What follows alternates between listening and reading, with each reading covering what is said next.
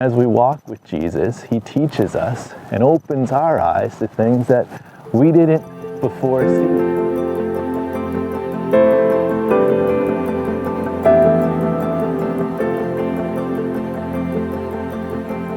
Hey guys, welcome to the video this week. I'm out here going for a little walk. So I do the Bible passage as I go along here.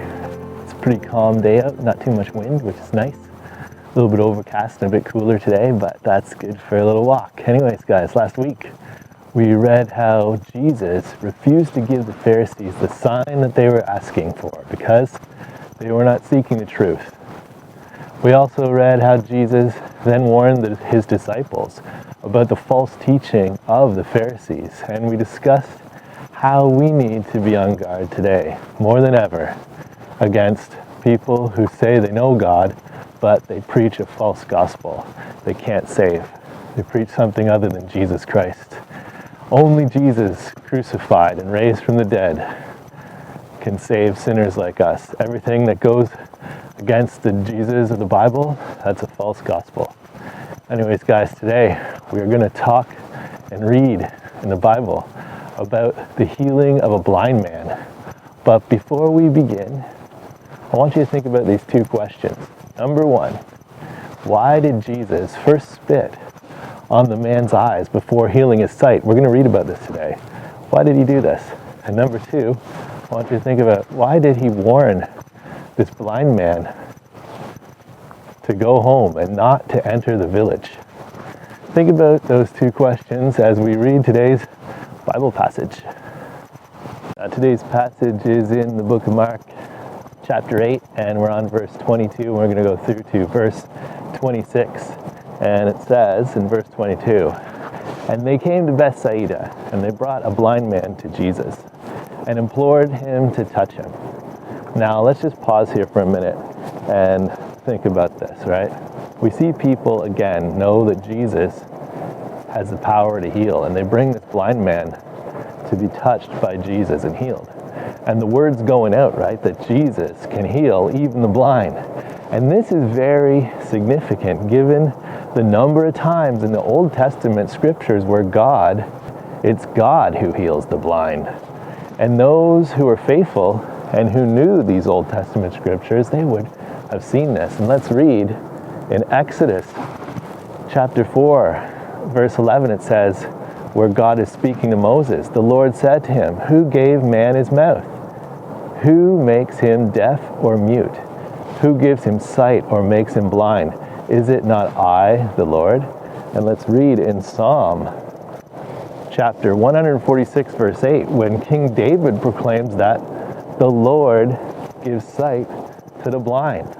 And let's see in Isaiah chapter 29 and verse 18, where it says, "In that day the deaf will hear the words of the scroll, and out of the gloom and darkness of the eyes of the blind will see." Now, this is amazing, right? These are all Old Testament scriptures written down before Jesus walked the earth. It says it was important, right, to know the Word of God. It's important to know that because those who did would have been able to see that the miracles of Jesus that he was performing were pointing out who he was. He was the Messiah. He was the Son of God. The same is true today, right? So that we're not deceived in following the spirit of the Antichrist, which is a false Christ. We need to know God's Word now, the same as they did in Jesus' day. Now, let's continue here in verse 23. "Taking the blind man by the hand, he brought him out of the village, and after spitting on his eyes and laying his hands on him, he asked him, 'Do you see anything?'" Now we can see that Jesus is always showing compassion to people. He takes this blind man by the hand, it says, by the hand to lead him out of the village. And Jesus also spits on his eyes, which brings us to the first question I asked you to consider, right? Because that's a bit strange. I said, why did Jesus first spit on the man's eyes before healing his sight?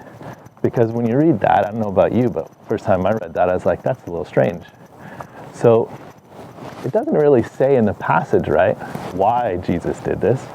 But there are some Bible commentaries that we can read where they say perhaps it was merely done just to separate the man's eyelids, because if he was blind, in certain cases of blindness, it's found, it says that they're gummed together. But let's just keep reading here in verse 24, and it says, "And he looked up and said, I see men."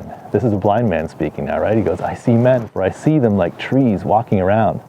And then, again, he laid his hands, Jesus laid his hands on his eyes, and he looked intently and was restored and began to see everything clearly. Now, we'll stop here for a minute and let's think about this, because it seems to me that Jesus often heals us in stages today. And that sanctification is a process, right? It doesn't happen all at once. And as we walk with Jesus, he teaches us and opens our eyes to things that we didn't before see. Just as this blind man first thought he saw trees walking around, and after Jesus touches his eyes the second time, he sees everything clearly. And so do we, as Jesus starts to transform our hearts and our minds, right? And to change us. It's a process. It's a process. Sanctification is a process. And I think we can see this here in this healing miracle of Jesus in this man, the way he does it in these two stages. Now let's keep reading on verse 26, where it says, "And he sent him to his home, saying, do not even enter the village." Now this is Jesus telling this man, go home, don't enter the village. And Jesus, after opening this man's eyes, sends him home saying, don't go back to that village. Now that brings us to the second question I asked you to think about, right? Why did he warn the blind man to go home and not enter the village? Well, again, it doesn't directly tell us in the Bible passage today. But it was most likely to avoid mobs, right? That would have formed around Jesus. And we know before, all these mobs of people had been forming around Jesus because they heard about all the miracles that he was performing. And Jesus was trying to avoid these things at this time because his time had not come. And he didn't want people to view him as a political leader. He was going to die on the cross at the appointed time that he would give up his life and later he would take it back up again. Jesus was in total control of when he would do this, and he laid it down of his own will, and it wasn't his time. So he didn't want these mobs to come around. He didn't want them to try to force him into being a political leader. That's not why he came. And anyways, guys, that's all the Bible passage for today. I hope you enjoyed it, and remember to like the video and tell people about this.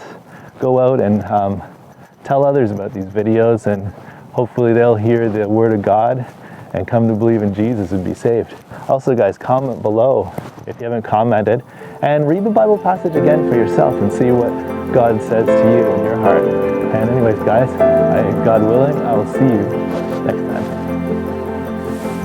Hey guys, thanks for watching the video this week. And remember, true knowledge is meant to be shared. So go out there and tell a friend or 2 or 3 or 5 or 10. Tell 10 friends what you learned this week, and I will see you next time.